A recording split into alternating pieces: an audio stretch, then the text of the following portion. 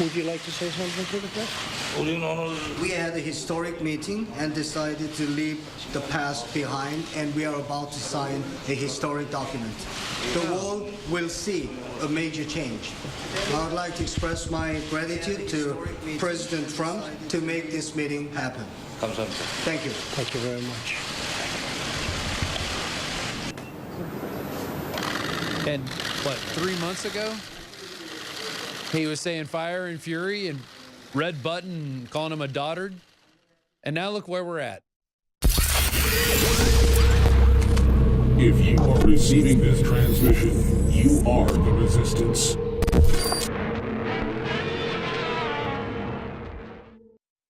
Well, I had to really go back. I'm going to have to rewatch that segment, those last two segments with Steve Pieczenik, just with all the information dump he was doing.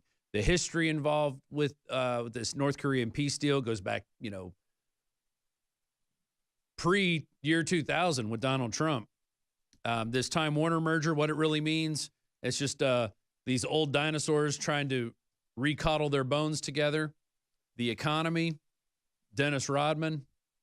It's all there, and you get that here on the War Room and here in general at the Infowars.com news studios. I mean, that's what we're bringing to you every day, and we do it with the support of people who spread the links. Take this link, /show. It's got all the links to all our shows right there. Boom, all the live links. And they stream 24 hours a day, so you can watch them, pick it up anytime. Infowars.com /show. That's why I like to say that at the end of every segment is the free stream to send out to everybody you know. Now, our next guest is really the co-host here on the War Room, Roger Stone, who will be joining us in a couple days as part of our 34-hour broadcast that we're going to do starting Thursday, 8 a.m. I'm actually going to be kicking it off. Normally David Knight's time slot. He's on vacation this week.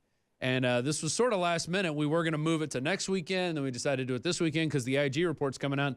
The fall of the deep state and the release of the IG report. We'll be providing live coverage and analysis of this report and what it means and all the news fallout and everything else that's happening. Who knows? We may have another breaking story, some sort of a false flag to pull our attention away from this IG report, especially if it's damning to certain Democrats.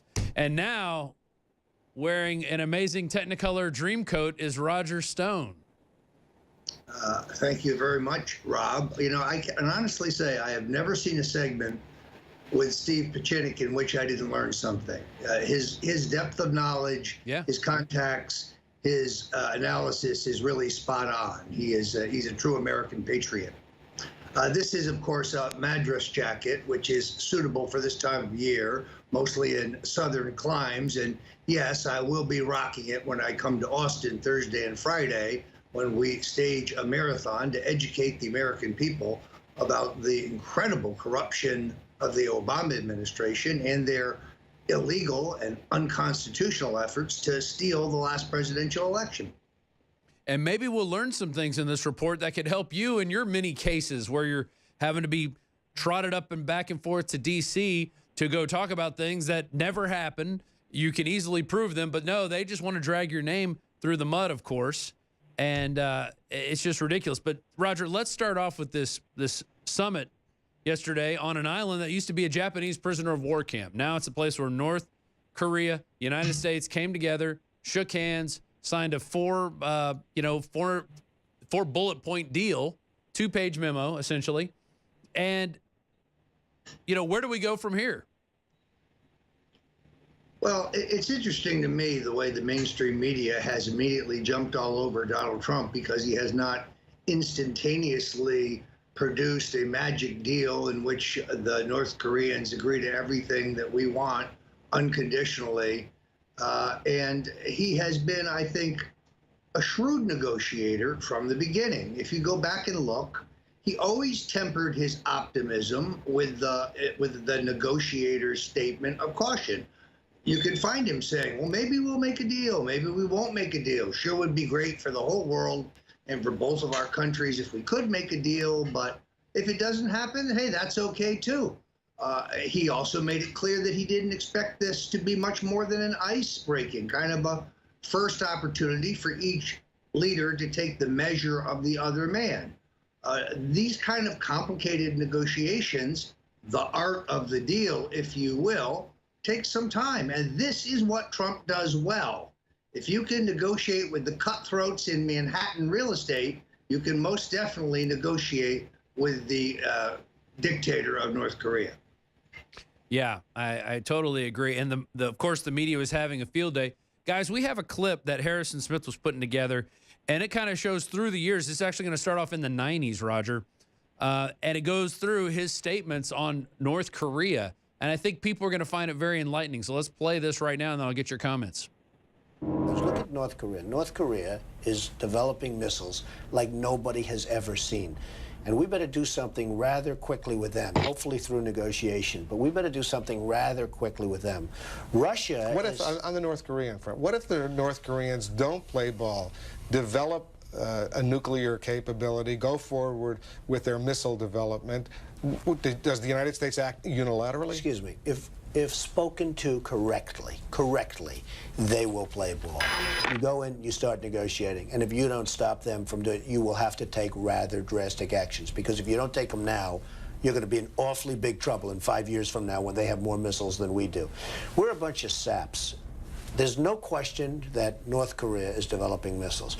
We give them nuclear power plants. We give them tremendous aid because we thought we could bribe them into stop development. Well, they're developing. So much so that South Korea is now developing their own missile systems in order to protect. And I'm really not sure I can blame them. But North Korea is totally out of control. And would you rather have a very, very serious chat with them now? And if necessary, you might have to do something fairly drastic. Or would you rather have to go after them in 5 years when they have more nuclear warheads and missiles than we do? First, I'd negotiate. I would negotiate like crazy, and I'd make sure that we tried to get the best deal possible. The biggest problem this world has is nuclear proliferation. And we have a country out there, North Korea, which is sort of wacko, which is not a bunch of dummies, and they are going out and they are developing nuclear weapons. And they're not doing it because they're having fun doing it. They're doing it for a reason. And wouldn't it be good to sit down and really negotiate something, and ideally negotiate? Now, if that negotiation doesn't work, you better solve the problem now than solve it later, Tim. And you know it, and every politician knows it, and nobody wants to talk about it. Jimmy Carter, who I really like, and he went over there. It was so soft. These people are laughing at us. New information tonight that Donald Trump Let's stop it right there. Roger, I see why you wanted to push Donald Trump to run in the year 2000, because you were actually pushing. That was right leading up to the 2000 election. That was presidential right there. And the things he said back then, almost 20 years ago, he just went and did. Those comments really are what propelled a very serious effort to draft him for the Reform Party presidential nomination in 2000. It's interesting that when you looked at his remarks on trade yesterday, Rob, I swear they could word for word have been given in 1988 when he visited Portsmouth, New Hampshire, and spoke to the Chamber of Commerce on trade issues. He's been extraordinarily consistent. This is something the American people aren't used to. And he has been persistent in terms of getting these things done.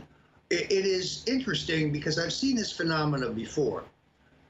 When President Nixon reached a historic strategic arms limitation agreement with the Russians, the so-called SALT agreement, where they have a lavish and very formal signing of the documents by both party leaders, American liberals and Democrats hated it. It wasn't that they were against limiting nuclear weapons, it was that it was being done by Nixon. The same thing is happening here. Donald Trump is forging the way towards peace, and the Democrats hate it because it's Trump, not because it's the wrong policy. Yeah, exactly. But they had a chance. I mean, Dennis Rodman had been working for this for a while. I think, who knows why he initially went over there, but when he came back, he said, hey, I tried to reach out to the White House, and they rebuffed me. They literally slammed the door in my face. I was rebuffed by the country. I was made a laughing stock. And this happened. I mean, I think we even had comments like, why is he going there? What is this doing? You know, he's giving, you know, kind of giving legitimacy to a dictator. But I think now when you kind of look back, take a step back and you see what he was doing, he really was almost a visionary. Now, when we come back, Roger, I want to play the rest of that clip of Trump and what he was saying leading up to this negotiation, this first step, this handshake that we saw with North Korea and what it means And also, I'm going to give out the phone number. Maybe the last couple segments we'll take some of your calls to see what your reaction was, see if any of our other listeners had any other points they want to make about this historic deal that was being, at least the first steps of it were being made.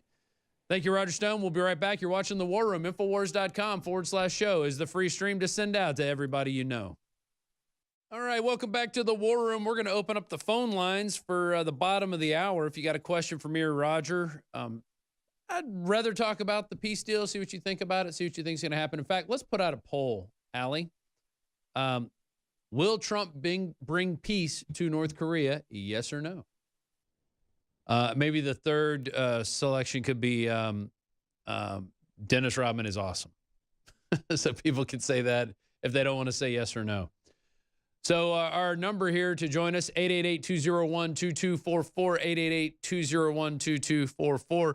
Roger Stone is joining me now. In last segment, we were playing a video of Trump back in the 90s talking about how to deal with North Korea. And essentially, the things he was saying then 20 years ago, he put into practice. And it's like he was just waiting for his moment to shine. Roger, do you want to pick up where that left off and we can see what else Trump was saying? Well, it's interesting that you mentioned Dennis Rodman because, of course, Dennis is a fixture here in the gentlemen's clubs in South Florida. The odds are like 90% if you go to an upscale gentlemen's club anywhere in the greater Broward, Miami-Dade area, you will run into Dennis Rodman. And he's almost always talking about the historic possibilities of peace in Korea, not to mention being surrounded most generally by a bevy of beautiful women. I think he's been on a one-man diplomatic mission here, and if it brings peace, doesn't matter whether you like his earring or his nose ring or not, he will have contributed to that process.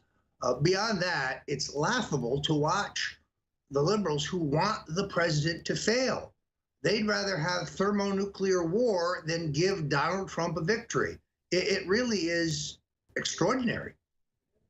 Yeah, it is. And then if thermonuclear war was brought upon us, they'll be like, it's not thermonuclear enough. Trump can't even do that right. I mean, these people find every reason to bitch. I've got something I want to get into later. Bill Clinton's alleged rape victim just went viral. Nice comeback. And that has to do with Juanita Broaddrick. We showed here some video of 5 different individuals confronting Bill Clinton at his Austin book signing here. And later also, Roger, I want to get into this.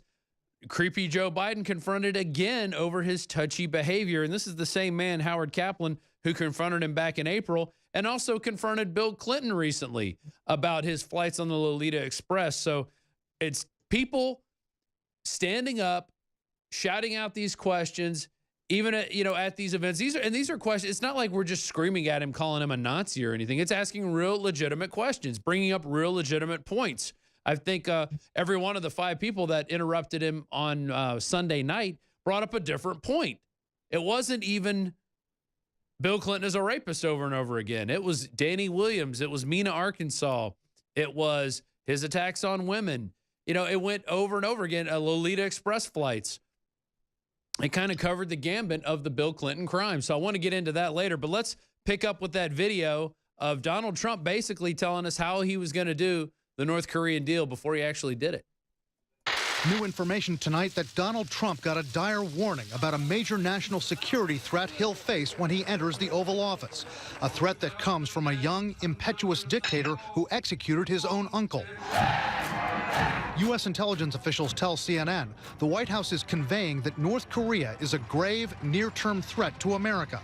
The Wall Street Journal says the Obama team viewed North Korea as Trump's top national security priority and warned the Trump transition team. President Trump's message of the day for Kim Jong-un, rather unique, telling Bloomberg Politics, if it would be appropriate for me to meet with him, I would, absolutely.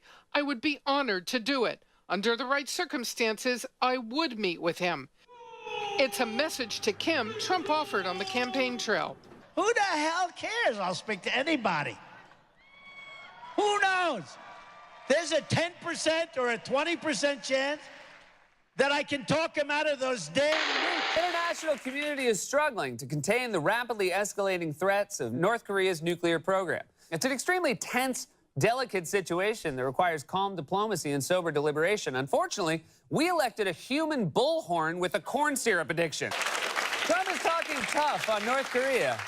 But if this week has shown anything, it's that we have a president who is temperamentally unfit to deal with a situation like this. The era of strategic patience with the North Korean regime has failed. Many years, and it's failed. And frankly, that patience is over. President Trump is well aware of the growing threat, telling the Financial Times, quote, if China is not going to solve North Korea, we will. Today, the United States is designating North Korea as a state sponsor of terrorism. Should have happened a long time ago, should have happened years ago. In addition to threatening the world by nuclear devastation, North Korea has repeatedly supported acts of international terrorism, including assassinations on foreign soil. The North Korean regime must be lawful. It must end its unlawful nuclear and ballistic missile development and cease all support for international terrorism, which it is not doing. The crisis. All right, we let's now cut find right ourselves there, in. and we'll pick it back up with Fareed Zakaria in a second. Of course, he's probably going to naysay everything Trump is doing, but that's pretty interesting. The tough talk with Trump leading up to an eventual meeting. I mean, he wasn't like laying down saying, "Oh, we hope we can meet with him. He's so amazing." No, he says we're designating him a terror state. Okay, and I'm sure the left got mad at him when he said that, didn't they, Roger? Yeah, that didn't age very well, did it? Trump got these guys to the table, and the tough talk, the saber rattling, is what got them to the table. And now it's incredible. Liberals are secretly hoping that there'll be no deal, that these peace negotiations will fall apart. Look, Trump is a master at this. He knows when to push ahead. He knows when to back away. He knows when to back off entirely. The man has ice water in his veins in terms of toughness, and he knows that a bad deal is worse than no deal. He won't make a bad deal, but I do think he'll make a deal because he recognizes that they see their economic interests and that their long-term prospects of continuing to sit out in the darkness eating dogs and having no part of the world economy is not very attractive. So my money's on Trump. This isn't going to happen overnight, but I think we're going to get a historic peace deal that will have Trump go down as one of our greatest presidents. Let's be very clear. Bill Clinton couldn't do this. Barack Obama could not do this. George W. Bush could not do this. But to cut the president short and declare this a fiasco because they don't have a deal on day one, that's ridiculousness. Now, as we go to break, do you think Rex Tillerson could have pulled this off as Secretary of State? Zero chance. One thing is very clear, and you see this in the Iran deal. Trump really works well with Pompeo. They work in tandem. For all we know, they're doing the good guy, bad guy routine. Tillerson could never had the chops to pull this off, in my opinion. So it was a good thing we got him out, and you predicted it back in December that it would happen in January. Of course, you've got a crystal ball. Now, we got some callers calling in. I can't wait to talk to them.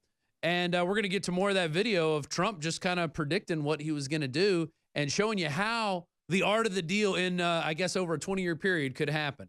So there it is. Donald Trump could bring peace to North Korea. It'd be amazing to see. We'll be right back.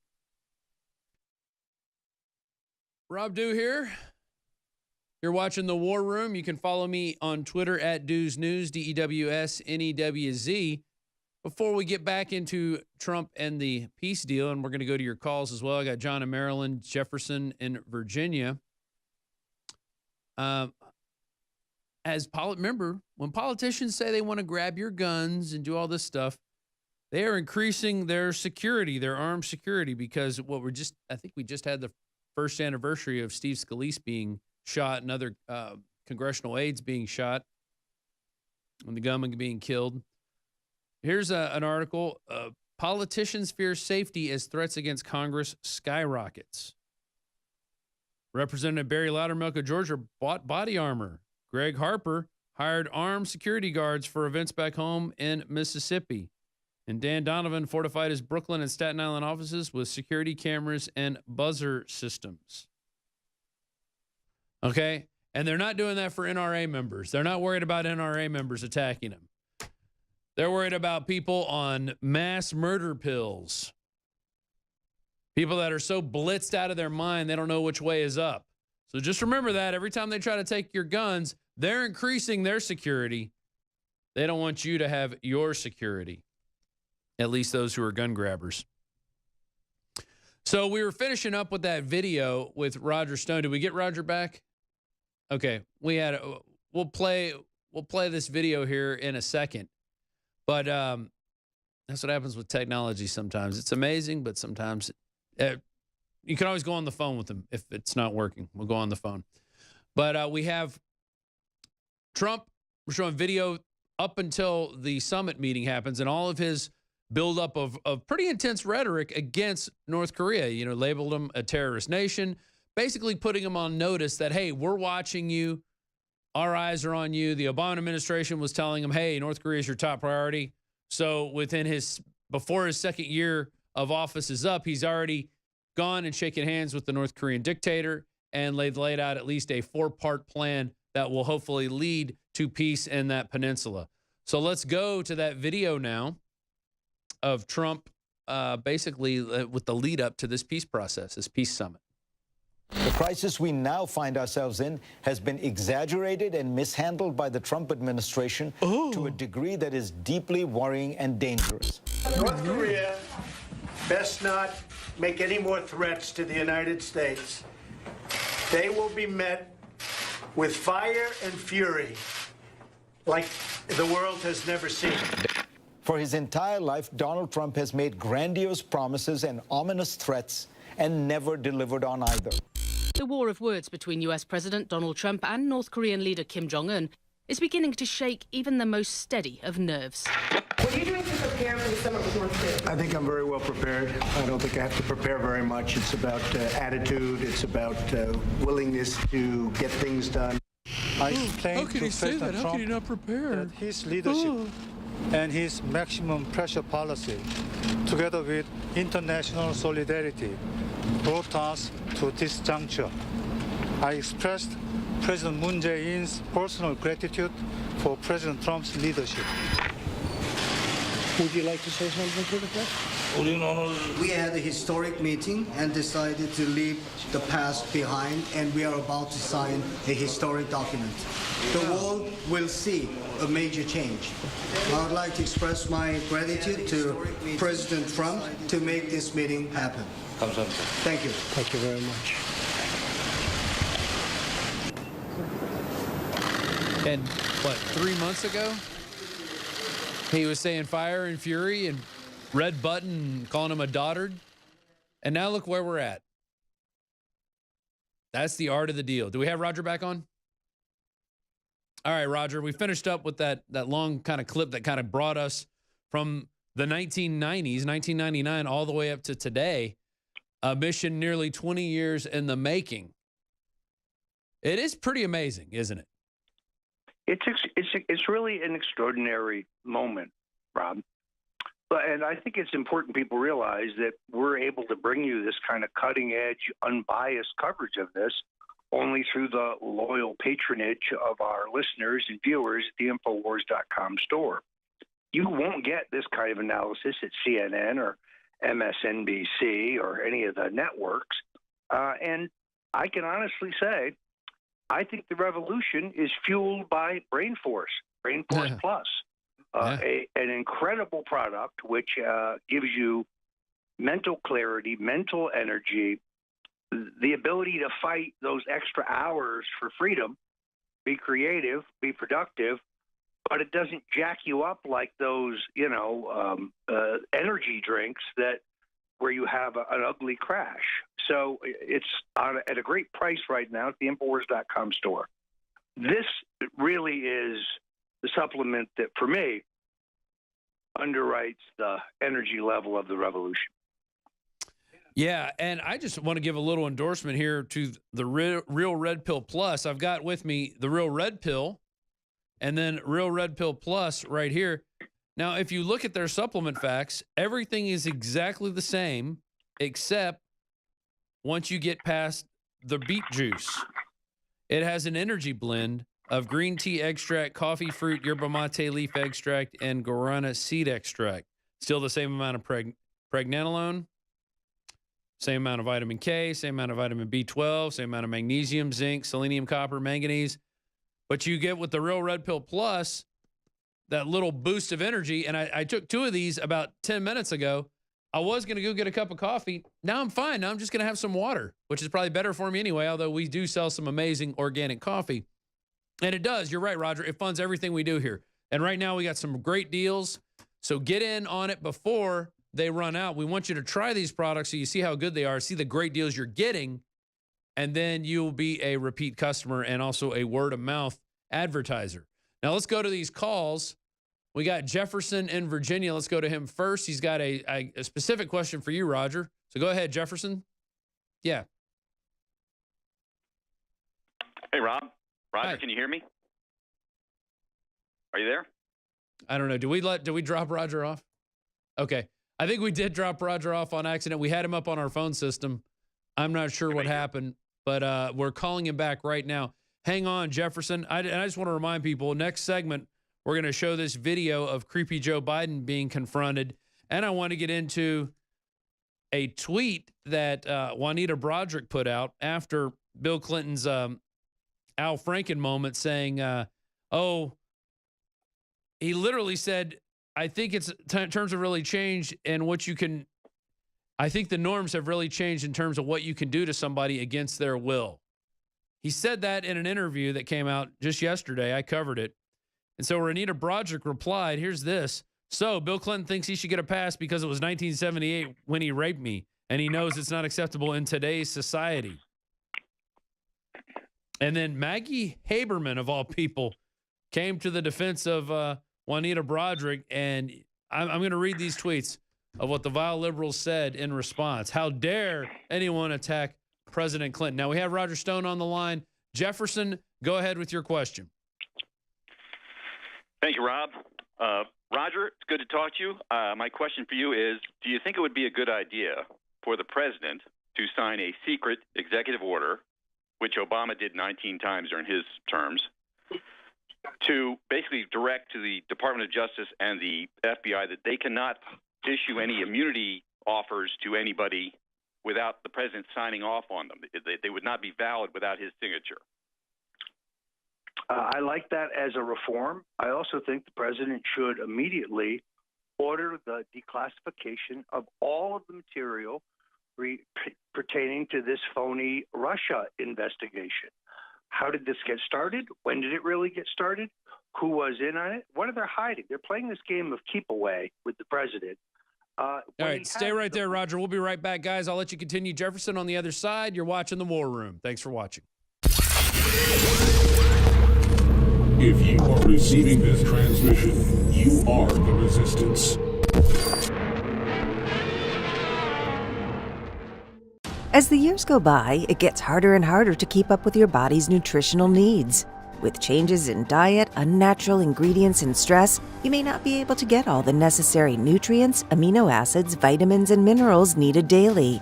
That's why InfoWars Life created the powerful Vitamin Mineral Fusion formula. The new platinum standard of advanced multivitamin formulation, Vitamin Mineral Fusion uses a unique delivery system to maximize the effects and give your body the tools it needs to support your body. Using a proprietary process, we've managed to make this powerhouse formula into a delicious, concentrated drink mix that's loaded with high-quality ingredients. Perfect for a hot summer day or relaxing at home, Vitamin Mineral Fusion is loaded with 34 different essential vitamins, minerals, amino acids, and more. Start supporting your body's needs in a great-tasting, natural, and affordable drink mix with Vitamin Mineral Fusion today. Available at InfoWarsStore.com.